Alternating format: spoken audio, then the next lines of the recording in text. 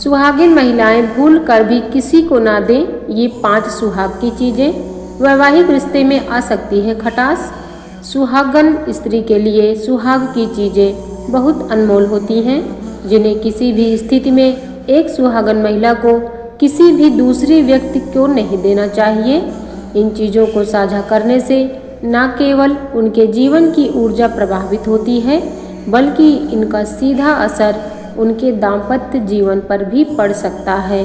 कहते हैं कि अगर एक बार आपकी शादी हो जाए तो अपने सुहाग का सामान ना तो किसी को देना चाहिए और ना ही किसी के साथ साझा करना चाहिए।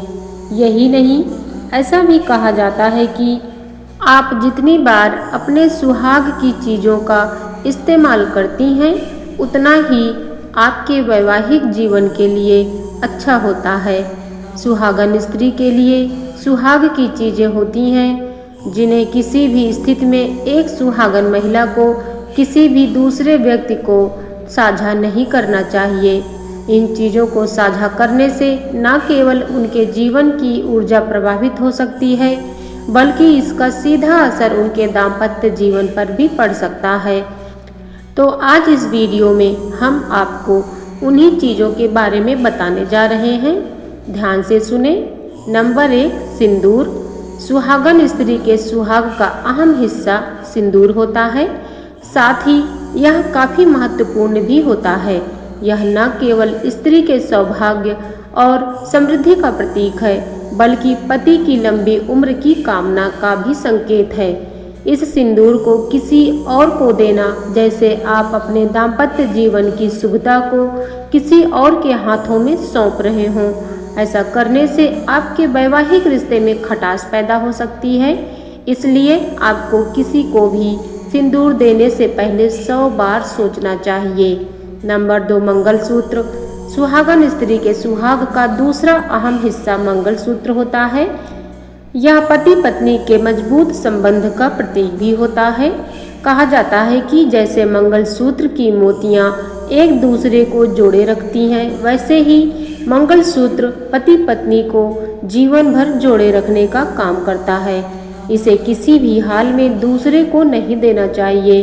इसे किसी और को देने से शादीशुदा जिंदगी में असंतुलन पैदा हो सकता है और रिश्ते की बुनियाद को कमज़ोर कर सकता है।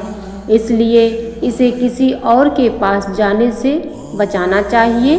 नंबर 3, बिछिया। बिछिया को सुहाग का जरूरी प्रतीक माना जाता है। यह स्त्री की संजीवनी शक्ति और सौभाग्य का प्रतीक होता है। उसकी अपनी एक विशेषता होती है।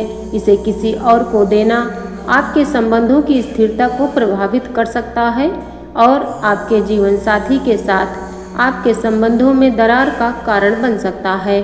साथ ही अगर आप विवाहित हैं तो किसी भी हाल में आपको अपने पाँव की बिछिया नहीं उतारना चाहिए और ना ही किसी को देना चाहिए। नंबर 4, चूड़ियाँ। सुहागन स्त्री के लिए चूड़ियाँ केवल साज सज्जा की चीज़ नहीं होती हैं, बल्कि इसकी खनक पति पत्नी के रिश्ते को मजबूत बनाए रखती है। किसी भी हाल में आपको अपनी चूड़ियों को किसी और को नहीं देना चाहिए। इन्हें किसी और को देना आपके शादीशुदा जीवन में हानि पहुंचा सकता है और प्रेम की ऊर्जा को स्थानांतरित कर सकता है। इसलिए अपनी पहनी हुई चूड़ियां किसी को ना दें। नंबर 5, विवाह में पहनी हुई साड़ी।